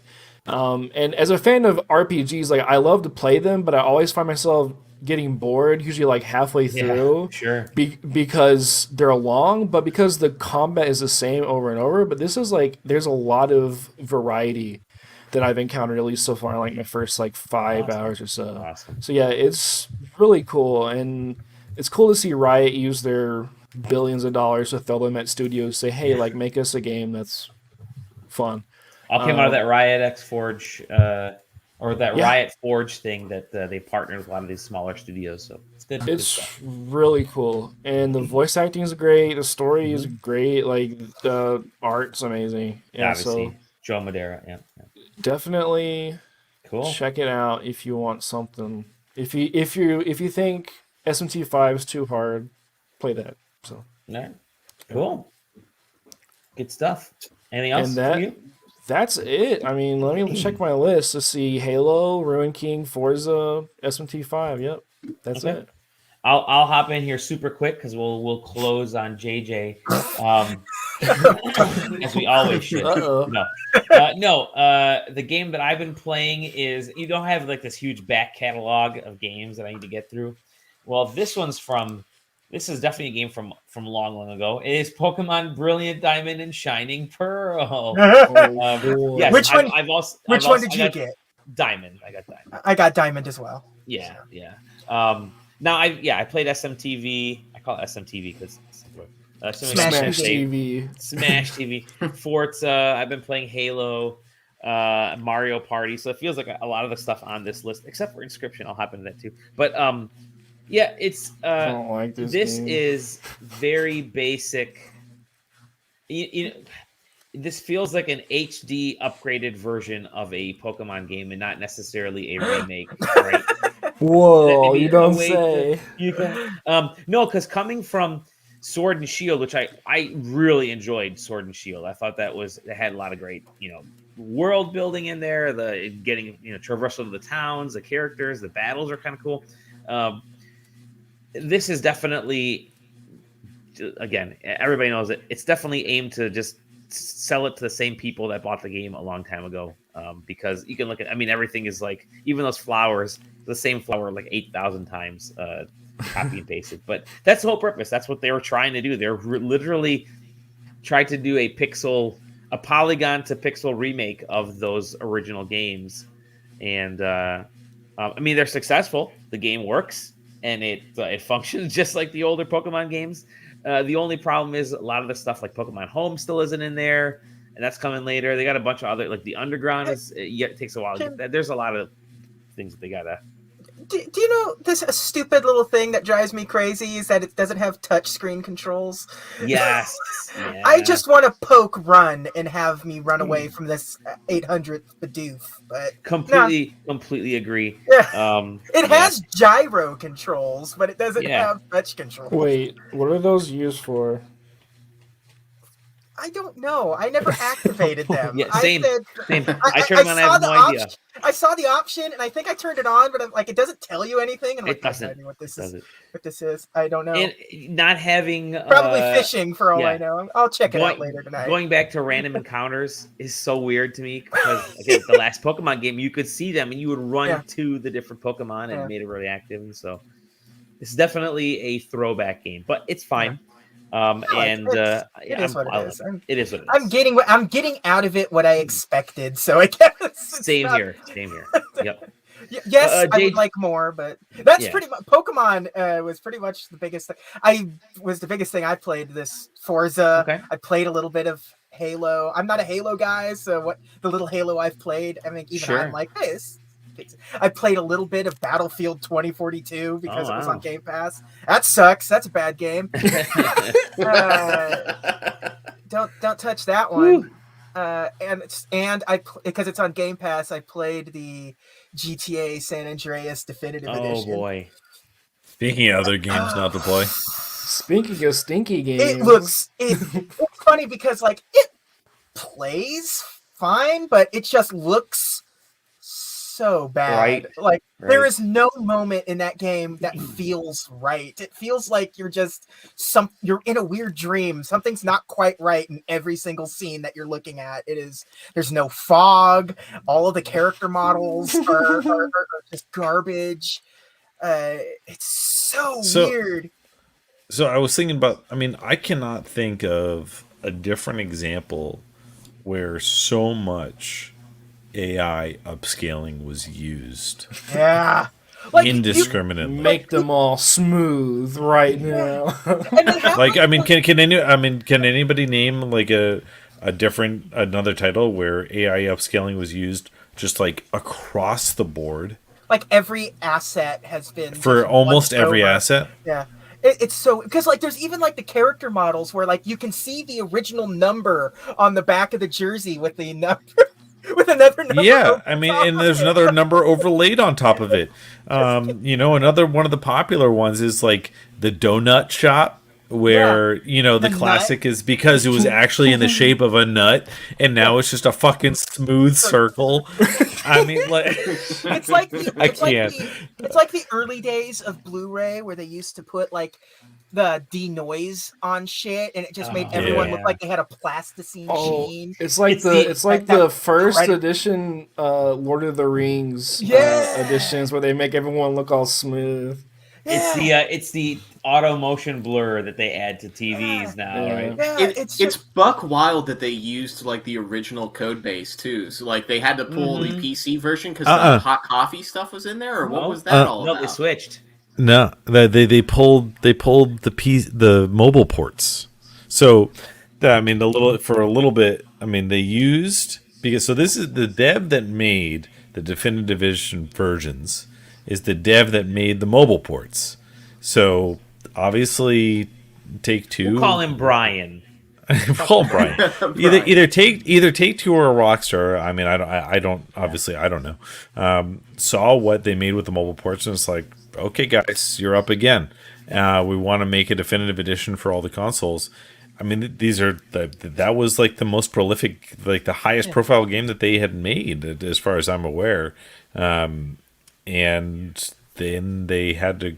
Then they went and learned Unreal Engine 4 and ported the. But I mean, they used the mobile version as their code base. That's what they used to build all of them. So then, did the mobile versions have that stuff in it? Like at some point? No, because they were lower res. Because they did pull San Andreas from the. Yeah, I thought they had pulled the PC version from Rockstar because the hot coffee stuff was still in. That was what the story was. Yeah. So I don't know what the deal. I don't know. Yeah, I mean that was one of the main stories that I had heard was that. Well, I mean, maybe it was different for San Andreas compared to some of the other ones. Well, it's funny because like the mobile port made its way to the 360 for San Andreas, and that was a pretty good port of San Andreas. Such a cluster, man. And so to have it go to this is the most ridiculous. I think I watched the Digital Foundry video on they were doing a lot of comparison there because Digital Foundry just always has a lot of good insight. And what's weird is that there was already differences even between the PS2 version and say the Xbox version. There was different models that had been used. The PC versions got like different UI interfaces and things, right? And all kinds of weird shit. So. I think that no matter what the actual story really truly was, as far as how these versions of the games came about, there was probably a better version that could have existed. I think is the main takeaway. Here is my takeaway. My biggest takeaway isn't the graphics, isn't how they botched this port, whatever. It's the fact that Rockstar has not changed the way they make games in 20 years. Every quest in every Rockstar game is the exact same thing. They have the same 3 quests in every game. They don't have anything else. They haven't changed it. That's why GTA 3 is the same mission structure as Red Dead Redemption 2. They have the same shit. You Yeah. walk up to a dude, you talk to him, you go on a vehicle, you go someplace, you kill a dude, you go back. You go to that dude's house, you talk to that dude, you Yeah. get in your car, you go like it's the same shit. That's why I GTA am 5 blown away. That's why GTA 5 was so unique and refreshing, because they introduced the heists, which is about the most different they did. The heist. And you only get and in the story mode, you only get 3 of them. So who the fuck cares? Now you can fuck up 3 people's lives instead of just one. Yeah. So I mean, if anything, what's impressive is that like Rockstar, they put enough layers on top of the same 3 basic mission types that like you just feel like you're doing something different every time. I mean, they keep making it granular. Like that's what they keep doing. But now they've hit the penultimate version of this whole thing in Red Dead 2. So it's like, where are you going next? You can't fool us again, right? But they are. They will. It's like count on it. But anyway, I mean, God, the GTA remaster is, but it could. I mean, for a lot of people, they will get to play it. They might not have been able to play it before, and that's good for them. It's very weird. It's also very weird to go back in time, and it's like, oh yeah, gas is A. Everything's been. They haven't updated any controls or anything. Nothing feels better. It's just all garbage. So. It's just we'll wait for the PC mods. It's just so weird that it's self-inflicted, right? Like it was obviously like one of those like really worst kept secrets where everybody knew it was happening for months or whatever. They then just announced it out of the blue and was like, "Oh yeah, it's out in 2 weeks." Like if you were like if that was a product that was put in front of you, why wouldn't you just like, okay, we're just not going to say anything and we're just going to hold on to it for the next like however long it takes us to fix it? Because now it's like a public debacle. Yeah, you've got it's the San Andreas is out on Games Pass. I think one of them's on PlayStation. Oh, and they said, and I think GTA 3 comes to Game Pass next month. Yeah, it's just it's so weird. And at the same time, they've delayed the GTA Online for next gen consoles, which will probably just continue to be a thing throughout the entire generation. Yeah, there's no 6. There's no GTA 6. No, GTA 5 there will online. be 6, and it'll go to Vice City or whatever, and everybody will forget that this incident ever happened. JJ, anything else?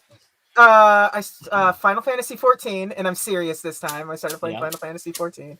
I am not going to spend 2.5 hours talking about Final Fantasy 14. No, but like, where'd you get to? What'd you do? I am just still like dipping my toes in it. I am not deep. I've put about an hour into the game. So okay. That's all right. That's about all I'm at right now. You killing some ladybugs and mushrooms? Absolutely. With my hot dragon boy. That's a good choice. And I also got this very fun miniature Dance Dance Revolution machine. So what? Nice. Yeah, it's Dance Dance Revolution. It's got little finger pads for it and everything. Does it work? It's got 3 songs, and you play Dance Dance Revolution with 3 difficulty settings. It's great. $20. I thought you talked about a miniature device. I thought you were going to talk about this miniature device. What am I going to talk about? Like, I got that too. Nice. What are we going to talk about with that? I've been playing Link's Awakening again. Yes. Yep. Same. It's so good. And I was at Best Buy today, and there were stacks of them. So go and get it. It was the same thing with the Mario one, but you still can't find the Metroid Dread amiibos. So yeah. Oh, they had them. They just popped up at at my local Target. Do you want one? Yeah. Yes, okay. but I don't. None of my local Targets have them. Oh, geez. All right. Final Fantasy 14, good, and Dance Dance Mini Revolution. Yeah. Before we head out, I want to share some very important information. It's our favorite time. It's our favorite time. It is the return of Taki's Waves and Snack Questing. It's a snack. So Taki's just took the regular Fuego and turned it into a chips. Ruffle. a ruffle. They Did unrolled Dally it. pick up a Taki sponsorship at some point? Are they Can't play crazy? with any of the rest of us? Takis taste like food. That's a sound one, yes. Isn't this the third Takis product we've reviewed At on least, this at least podcast? the third one. I Let's think try I it. even Does it taste like like a taki? added him in the Discord when these were announced. Hey, It did tastes it- like a Other hot chip. snacks. That's it. Tastes like a hot chip. Wow, And a hot chip. it's not as good as the Andy Cap's regular- hot oh, wow. fries. It's like a really sad come down. Ugh. Does that make sense? I don't know No. what that means. No. Yeah. It's You got a get a really little bit of the kick, and really- then it just goes bland. just a really 'Cause bummer. Have you ever had a potato chip that makes you feel sad? Yeah. These waves. Really? Well, now you can. Your Taki's Well- refractory period is really just in the pits, right? Yeah. Well, to make up for that, I also grabbed. Wait, gotta find the PNG. Yeah. Kit Kat. Hey, Wait, Fruity did they really not manage to get in a partnership with Fruit Loops or something? No. I guess not. Because these are fucking good though. Have you I- tried them? I sell are those good. at my store. Do you really? Yeah. Have you tried Yeah. them? Oh, go Yeah, they're figure. The okay. store, the pot store that you work Yeah. next to. And you, Wait, do you sell the Kit Kats or fruity cereal, TM? Specifically the Kit Kat fruity cereal. We sell those and no other Kit Kats. Or the cereal. Oh my god. Oh, amazing. You don't So have like Nestle, so fruity- you're on the take from Nestle is what I'm also hearing here. Hey, listen, they want to pay me in chocolate. They're more welcome to pay me in chocolate. You know what I'm saying? Well, this certainly isn't chocolate. That much is for sure. No, it's fruity cereal. Chocolate is like Bitcoin in that the value just goes up. So pay Aaron in Yeah. whatever you this can is. eat chocolate. You can't eat Bitcoin. Well, It's true. I'm True. going to put this on this ping on the blockchain and sell it as an NFT though. There you I go. mean, you can swallow a USB drive, but it's not going to do you any good. who's to say I haven't? This is okay. I like them. It's It okay. tastes like cereal milk. It's Official review. Okay. It's okay. if I knew we were doing this, I would have grabbed my G Fuel Venom symbiote flavor that I have. We'll do it next week. No, because I'm going to drink it tomorrow to make sure. Oh, I'm dang it. I drank a White Claw iced tea and raspberry that I've had in my fridge since the 4th of July while we were recording, and it's as bad as it sounds. I've got a Mike's Hard Black Cherry Lemonade, so that's just what I'm. Guess what? Again- It's like black cherry. Just say it's like black cherry. Hey, it's been an I awesome got show. a Chick-fil-A lemonade. There you go. Did you wait 4 hours in line to get it? It's been a great show. Want to thank everybody for joining us tonight. Want to thank this guy where you can find his phenomenal work over at Venture Beat right there. You go to venturebeat.com and do a search for Aaron Kelly. What a Wait, writer MTG photo. and Riot Arcane are teaming up. Why didn't we talk about this in the news section?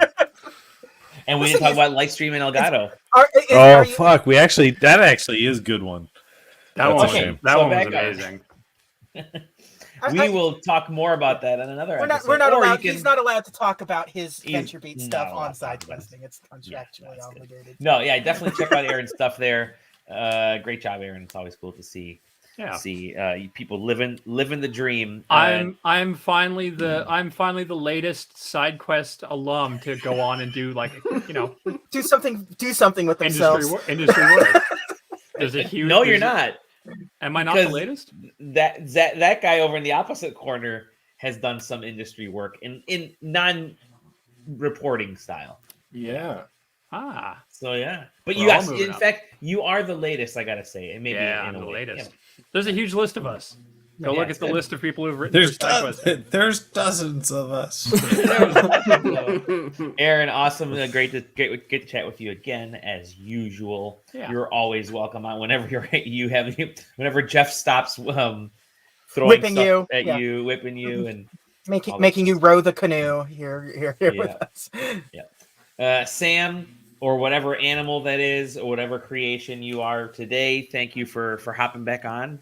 Maybe we'll see you again soon as well. Yeah. Hey, sports take a break now, and then basketball no. season starts.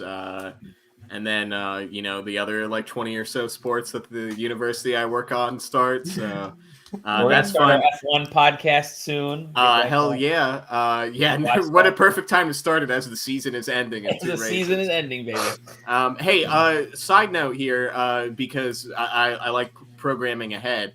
Are we doing a Game Awards stream? Because that's likely, Yes. regardless of what happens between then and now, that's likely the next time you see me. So yeah.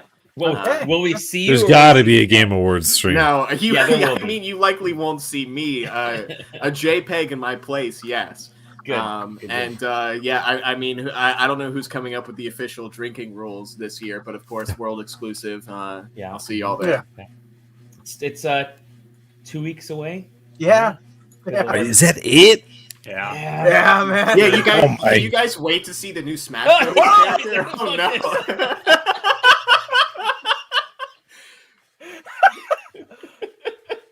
That's so Taylor. That was the Unbelievable. perfect timing for that. I got excited and I was trying to hit Control T and I hit Control R instead. He got excited about seeing that new Pokemon Arceus. Yeah, it. Yo, December 9th? That's so close. Dude, that's a week after Endwalker comes out. What am I gonna do? Watch it from the moon. Yeah, Oh, that was man. Taylor. Thank you, Taylor. Right above Taylor there is Zach Quest. Okay, Quest. And to Zach's left, the right on the screen is the _double_J, JJ. There you go. Y'all, it's been a lot of fun. And you can find us at sidequesting.com, all that fun. If you're watching us here, we don't have to tell you where to find us because you found us. Just tell other people. That would be pretty helpful. It does help. Please retweet or whatever you got to do. With that, Please. Like, comment, and subscribe. like, comment, and subscribe. Tell your family at Thanksgiving. With that, this has been Mom. the Side Quest, and we'll see you on the next episode. Bye-bye.